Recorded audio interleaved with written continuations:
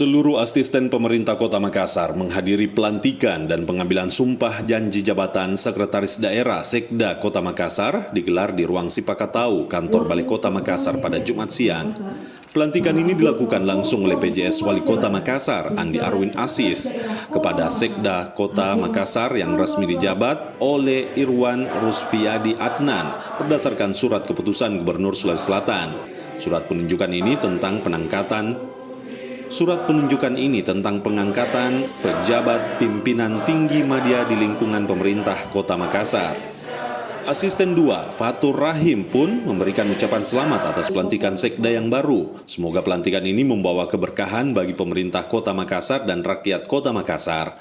Ia pun berharap kepercayaan dan amanah ini dapat dijalankan dengan baik dan penuh tanggung jawab, serta lebih bersinergi bersama jajaran pemerintah Kota Makassar dalam mengawal berbagai pembangunan khusus di Kota Makassar.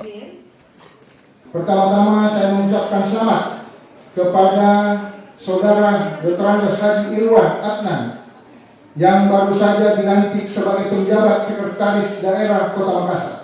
Semoga kinerja perangkat daerah yang berada di Kota Makassar dapat menjadi lebih baik lagi, dan saya berharap Saudara penjabat Sekretaris Daerah Kota Makassar dapat terus meningkatkan pengawasan dalam pelaksanaan tugas-tugas dan tanggung jawab yang ada di seluruh perangkat daerah pemerintah Kota Makassar, tentunya dengan berkoordinasi bersama para asisten dan jajaran staf ahli yang ada.